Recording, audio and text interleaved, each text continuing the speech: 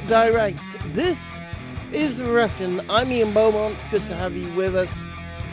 We've got two things to talk about. One is last week's Elimination Chamber. You'll know what I'm going to say about that if you've seen the live stream video that I did last Sunday. Also, I want to talk about what happened last Monday on Raw, because I feel that's not getting quite enough attention from the various, really, I don't think it should have. That's my opinion. First off, WWE,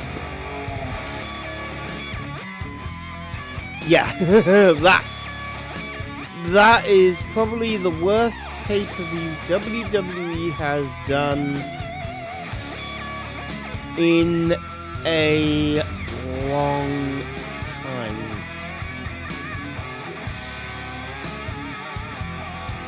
I think even last year, around this time, yes, it was predictable, but at least you had a title change. You had Kevin Owens losing the Universal title and Goldberg winning in this period between Royal Rumble and WrestleMania. That was at least something. I mean, it wasn't great, but it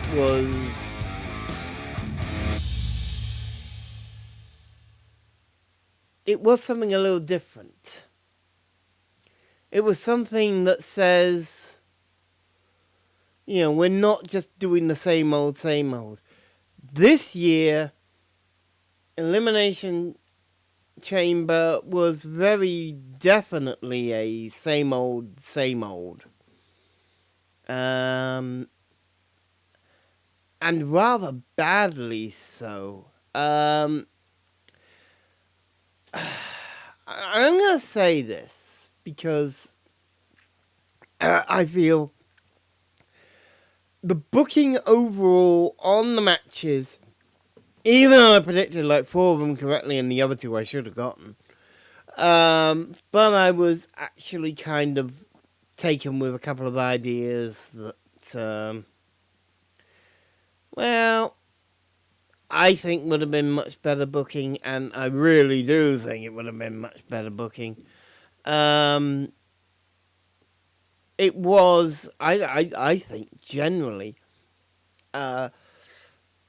bar a couple of matches which had sort of some good stuff about them. It were, and it was generally lax and poor.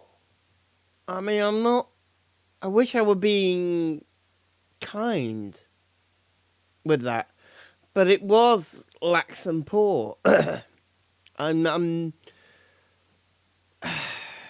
It just feels like they had opportunities here to switch things up and to really make WWE feel. I'm gonna say WWE stay fresh, because fresh would have been good.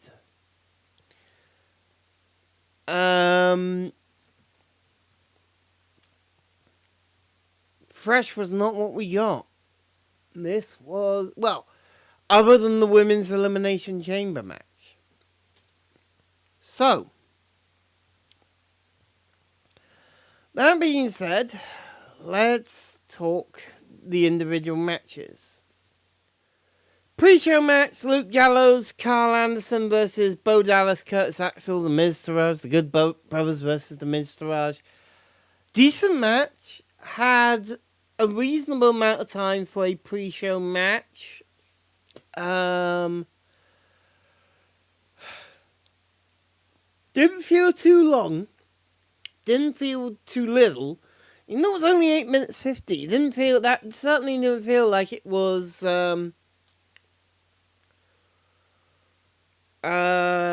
a particularly bad thing. It felt like a decent match, and was good to see Bo Dallas and Curtis Axel actually look competitive. That is something I'm really pleased with. The fact that it looks so competitive, I'm happy with that. Otherwise, I say, decent match. One of the better matches of the night, and it was on the pre-show. Best match of the night, though, was Alexa Bliss, Bayley, Mandy Rose, Mickie James, Sasha Banks, Sonya Deville, the Women's Elimination Chamber match. I had almost half an hour. I think you could have pushed it out a little more, too. Could have given it a little more time. It still wouldn't have felt long.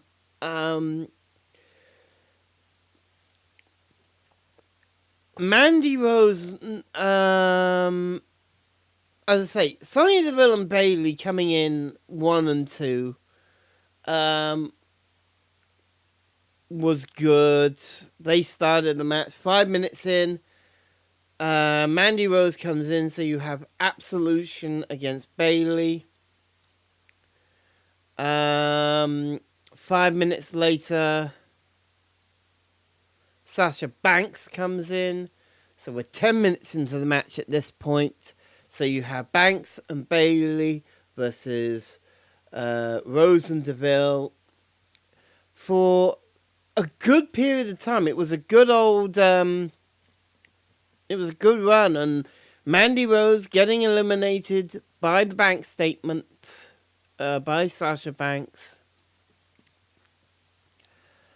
That was nice. Next comes Mickie James, who didn't have long in the match. She was kind of protected. Kind of weird, actually. She eliminates Sonya Deville with with amazing. If I were to describe it correctly, it is a Lou Thez press, but instead of being done, somebody jumping off the canvas and onto somebody, she was on top of one of the pods, leapt off onto Sonya Deville, got the pin. But within seconds of that happening, Bayley then hits a Bayley's belly suplex on Mickie James, and for about 2 minutes or so, nothing happened. Except that Bayley and Banks are looking at Bliss. And oh my God, the anticipation was building. And that 2 minutes, it seemed to pretty much fly by. It didn't seem that long. And you could see, it was well done, that little anticipation. Rather than have what, many people would have been expecting Banks and Bayley to go out at that. No. It wasn't until Banks was on top of the pod and Bayley was climbing up, and Banks offered her hand and then threw her off. Oh! Oh, there was the turn. That was good.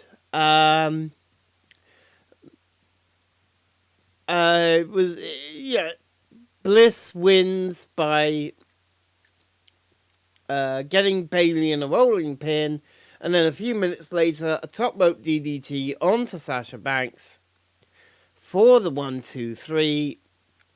She was your winner. I was pleased with that. It wasn't what I wanted Sasha to win, primarily because it would have been a nice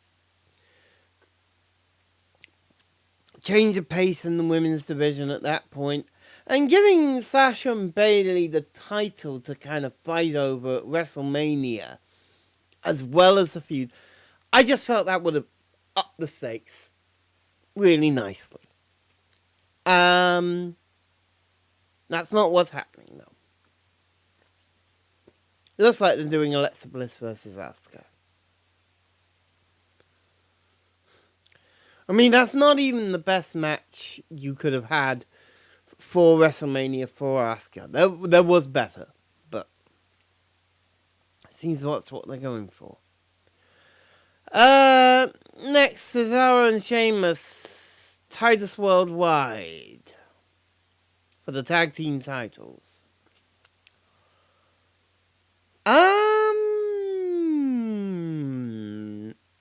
It was alright.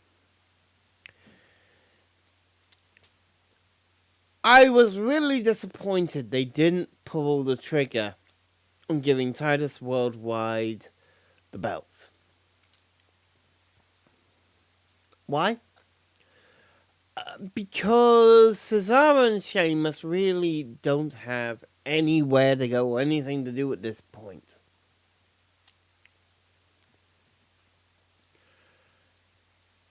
They're just there. They are the tag team champions. That's about the only thing keeping them together really right now.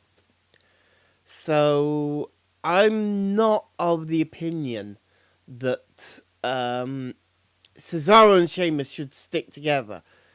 I'm of the opinion they should be broken up and should get them.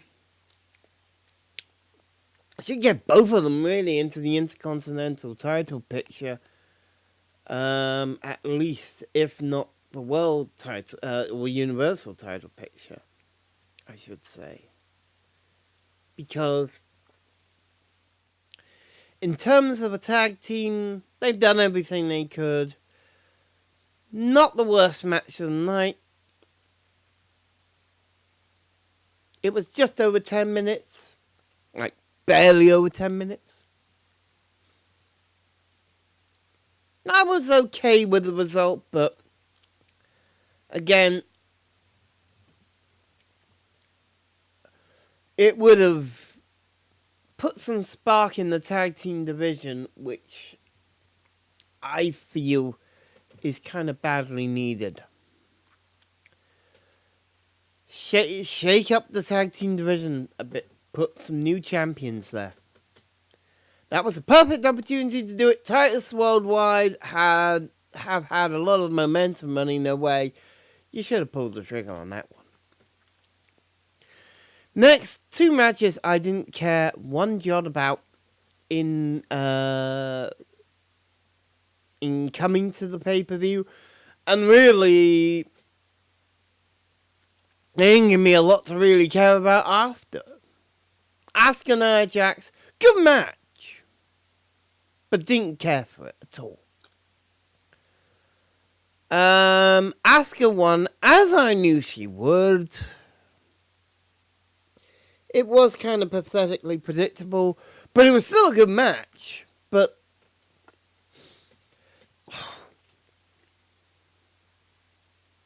that predictability of her winning really, I feel, kind of just took a lot of air out of the match. I mean, Jax trying powerbomb on Asuka, only for Asuka to reverse it into a roll-up pin for the win. Okay. That's kind of, the sneak out with the victory type thing. Then you had the aftermath. The kind of predictable aftermath that Jax sort of tackled Asuka through a ringside barricade in the timekeeper's area. Oh, God. I really wasn't impressed at all. Welcome Matt Hardy, Bray Wyatt.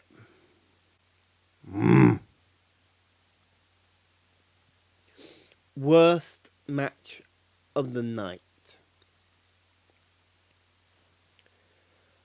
I had absolutely no interest going in. I had even less coming out, if such a thing were possible. I literally had no interest. I got it right. Twist of fate.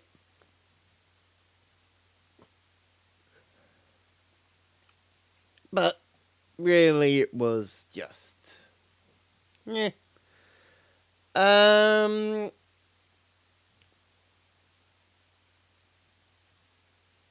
Then we had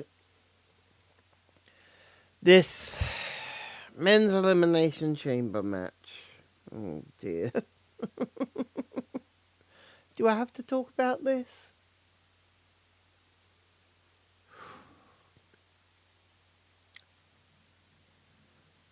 Everybody else was eliminated by Braun Strowman until it got to Braun Strowman, Roman Reigns.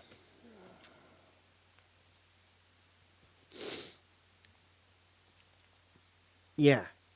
Way to bury the Miz in the Intercontinental Championship. First one in, first one out. You're literally saying he didn't belong in that match. The Intercontinental Champion was not traditionally regarded as like a potential number one contender for the title. Whether it was the World Heavyweight Championship, the WWE Championship, or now the WWE Universal Championship. Intercontinental Champion usually has a legitimate right to be considered a number one contender for the top title.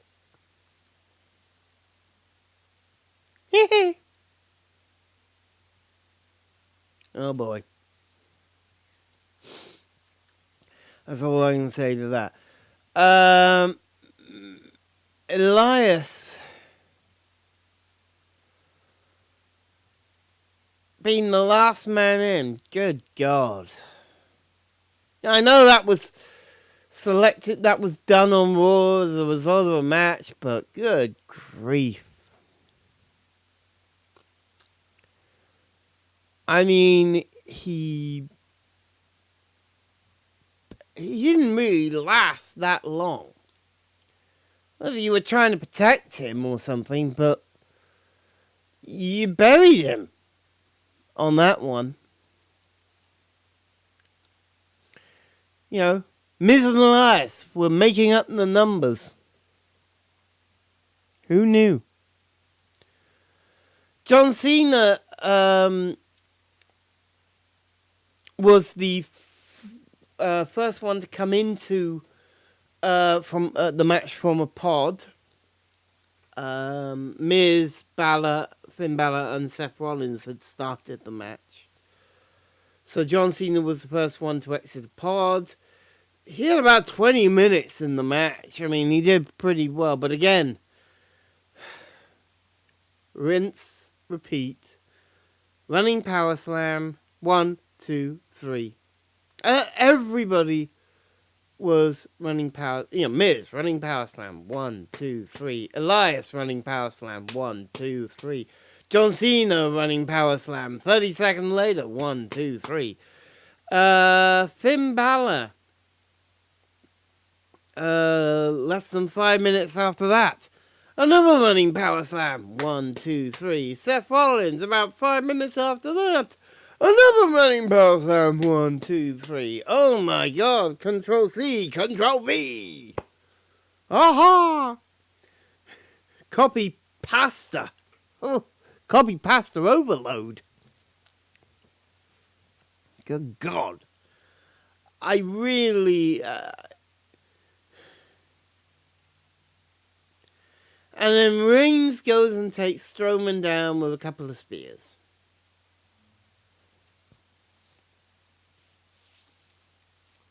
I mean, don't get me wrong. There were some great spots in this match, and some of the action was great,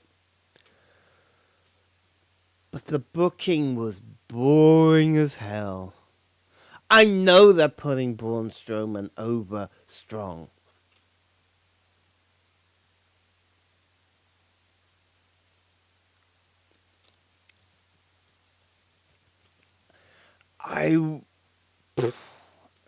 If it were me, I would have given this match more time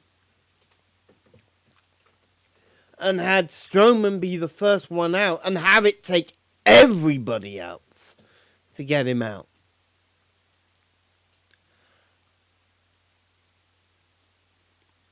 They had a spot where Thor tried to do that and it didn't work. Well, I'm sorry, I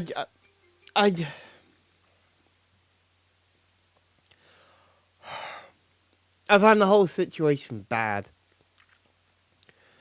And that match wasn't a bad match, but it was just pathetically, predictably boring.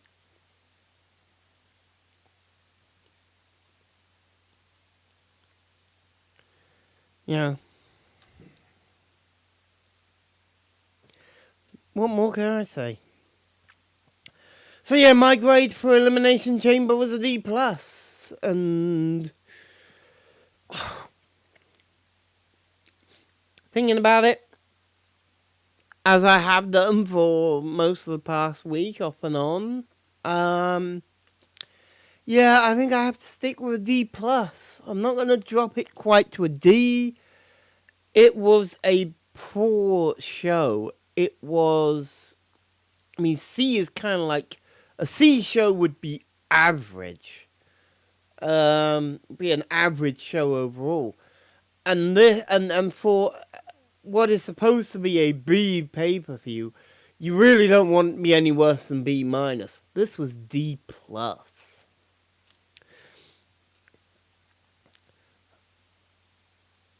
Mainly because of the predictable turn of events. Which, by the way, included the Ronda Rousey signing.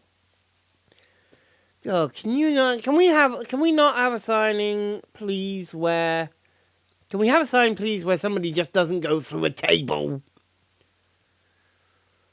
God, that's, that spot gets written I don't know how many times. Thunder is Triple H that goes through, but it would have been more interesting if it was Stephanie.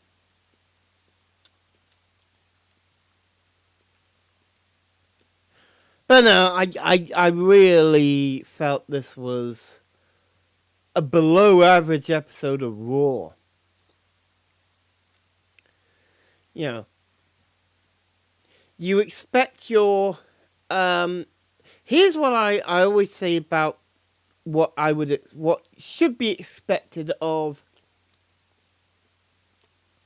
the pay-per-views. Your A pay-per-views should get A grades.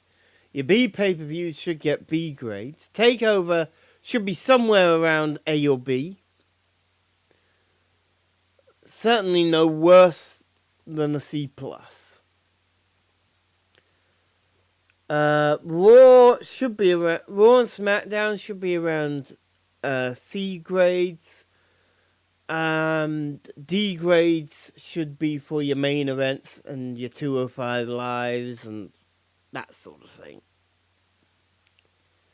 Instead, this was a D+, and it was like barely watchable. And I mean just barely watchable.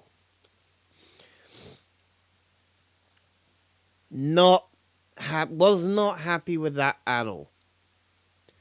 Sorry, WWE. I hope Fastlane is better. Honestly, though, it's looking kind of predictable, and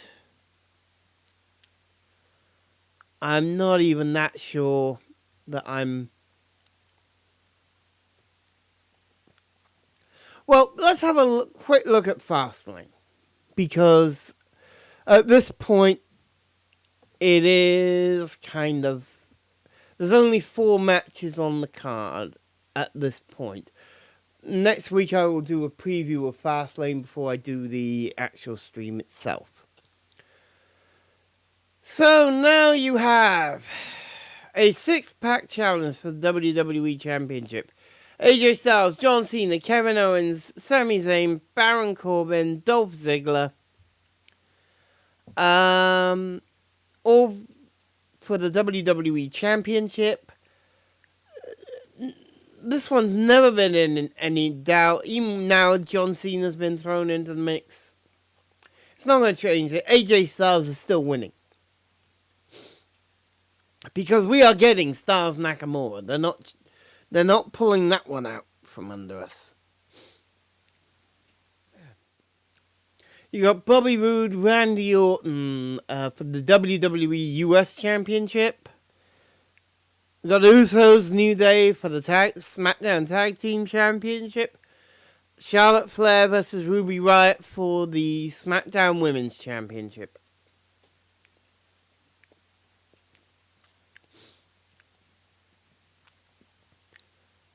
Honestly, I don't see any change here. Usos are winning, Flair is winning, Rude is winning, AJ Styles is winning. There's no value right now in having Randy Orton win the US title. There's no benefit right now in having the New Day take the titles from the Usos. I mean, they had a wonderful feud, don't get me wrong, but no benefit there in changing that right now. And there's no benefit to Charlotte, to put the women's title on Ruby Riott. That's too soon. So yeah, I don't see any changes happening at Fastlane. But we'll have our full preview next week on WrestlePod.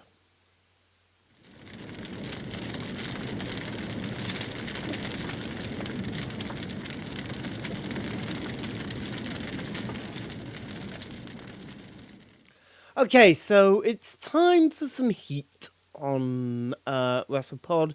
Heat is when I start talking, I'm making a controversial point, or something I think will be controversial, about something in wrestling. We're going to talk about Roman Reigns and that promo.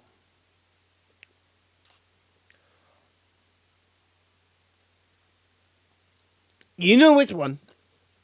The one on Raw where he called out Lesnar for no-showing Monday Night Raw. This was unexpected because on the pre-show for Elimination Chamber, Paul Heyman came on the pre-show and teased that whoever won the men's Elimination Chamber match, they were going to be face-to-face in the ring the next night on Raw with Brock Lesnar.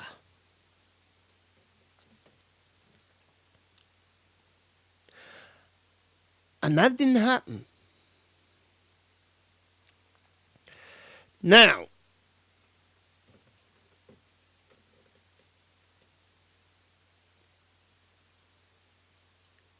Reigns was all set to have this face-off, but he ended up going out and, sort of saying, hey, I'm not supposed to say this.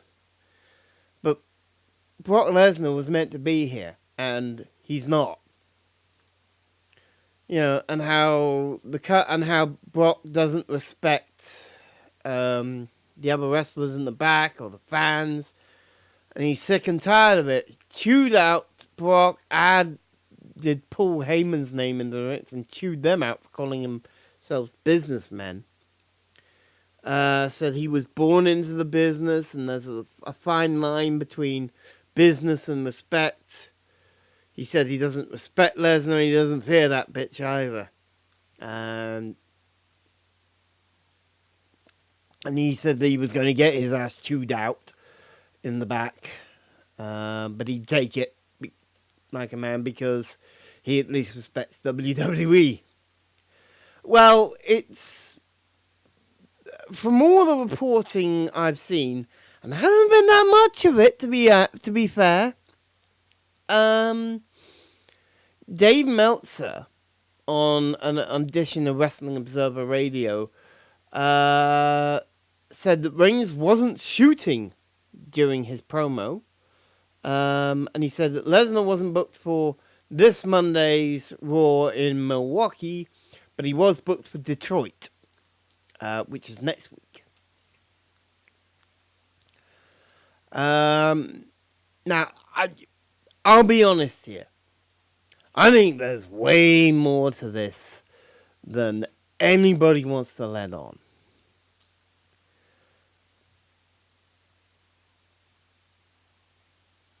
Plans definitely changed. We know that much.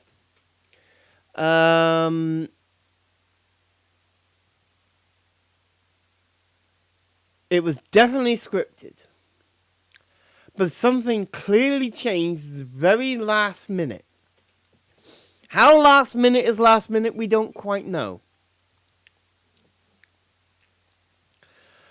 But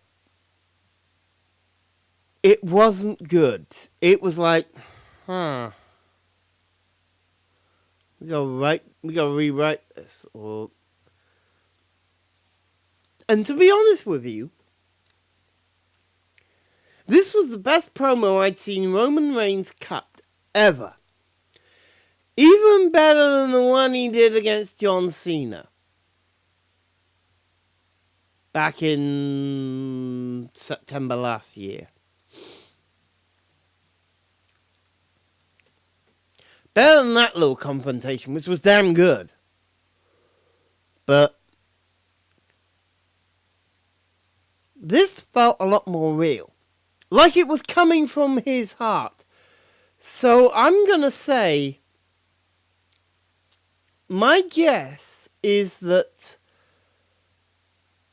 a writer came up to Reigns and said, this is what's happening. I've been told to work with you. You know, we haven't got long. We got about maybe 30 minutes to come up with something. And Roman just took what he was feeling at the time, and the writer put it down in a form that actually Roman Reigns could deliver well. So I get a feeling there was a little bit of that. There might have been a bit of the last minute, oh damn, we got this situation, how are we going to handle it? And they actually probably turn around and say, well, get Roman in here. Let's see if we can give him something to work with that will actually make for a good promo. And my God, did he sound like he was speaking from the heart? Probably because he was a bit. I think there was a lot of reality in that particular promo, simply because I think maybe Roman Reigns and the writer have worked on it in short time, and it was like, well, here's my real feelings. What can you do with that? Well, here's what we can do. Oh yeah, this works. And it you got something much better out of Roman Reigns than we've seen for a long time. Perhaps ever. So, yeah. I was really happy with that particular promo. Because that felt real. And it felt a bit more big fight than a lot of his have felt. You know, I don't think he's ever been forgiven for suffering succotash. I don't think he should ever be. Nor should the writers, because that was pure awful. Good God. How that got past Vince McMahon, I do not know. But it was the best promo. What we heard last Monday was the best promo from Roman Reigns I think we've heard in a long time. And I don't think we will ever forget this one. This is going to become... This is probably going to be one of those moments of 2018 that people are going to say, that was the night Roman Reigns spoke with real feeling. Because I think it was real to him.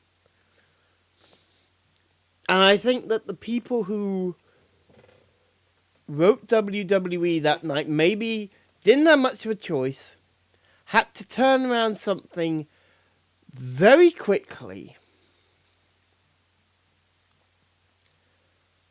almost quicker than they'd want to. So thought the only way was to go to the other guy, go to Roman Reigns, get his feeling, and see if they could turn that into something workable. And man, oh man, did they succeed. Because it truly felt like it was Roman Reigns speaking. It didn't sound like a script.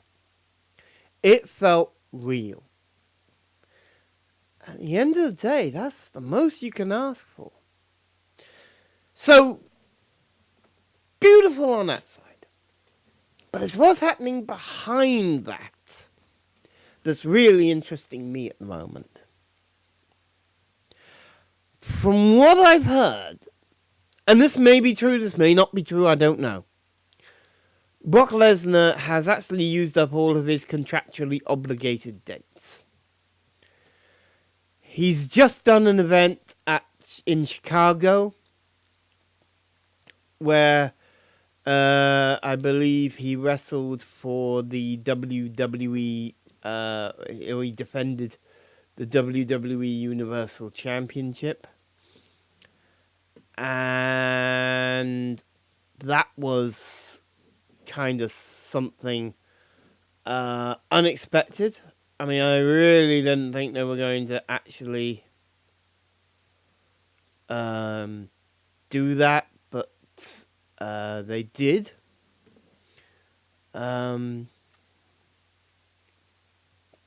Which I was surprised at, but really pleased, actually, that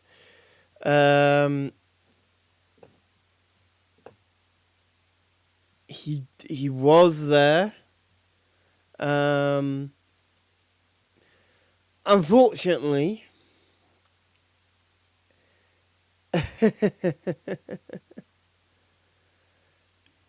it was Kane, and the match was over in 35 seconds.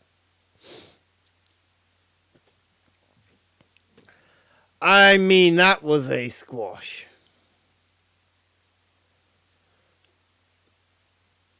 He's obviously not paid by the minute. Let's put it that way.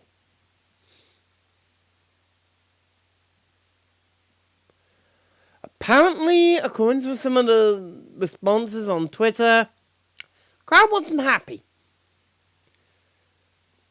Came out, did the match, straight to the back. No messing.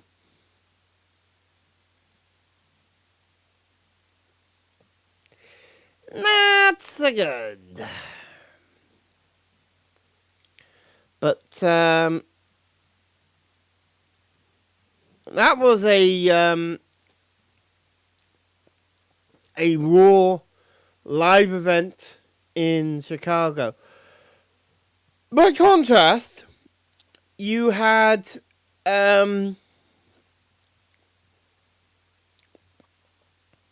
a live event in Moline, Illinois for SmackDown,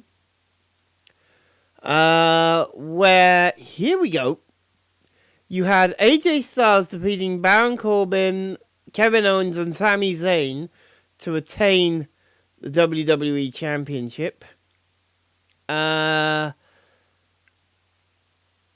Owens did not wrestle that night. Yes, he did. Shinsuke Nakamura defeated Dolph Ziggler. Charlotte Flair defeated Ruby Riott and Natalya to retain SmackDown Women's Championship. Bobby Roode, Randy Orton, no contest. Becky Lynch and Naomi won a women's match against Sarah Logan and Liv Morgan, and Carmella and Lana. There's an odd pairing.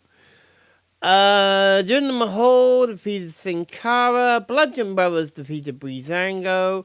Mojo Rawley defeated Ty Dillinger. Usos defeated New Day, Rusev Day, and Gable and Benjamin to retain the tag team titles. Much better event, really, by the looks of it.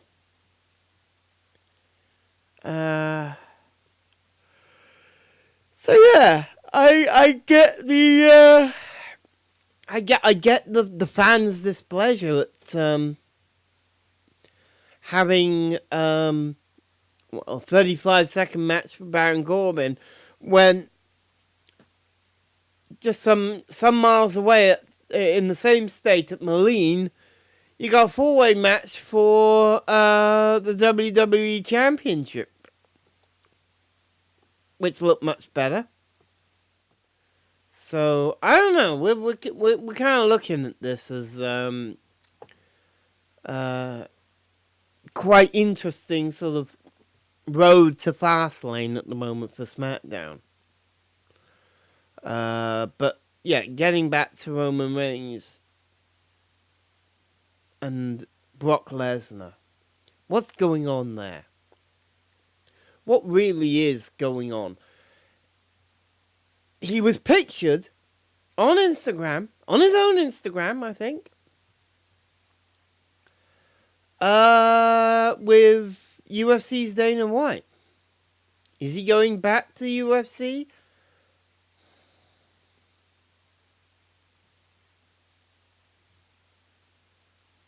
I don't know. I would really like to know what is going on behind closed doors at the moment, because that is probably more interesting right now than what is going on in ring with Brock Lesnar. And how much is Paul Heyman involved, and God. So yeah, great promo, but I get the feeling that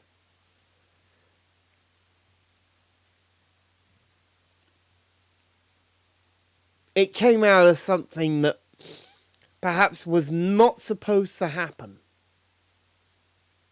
And I'm going to say not supposed to happen, because I'm going to say I think Lesnar pulled out. He said, "You've had all your contractual dates. I want to work this one."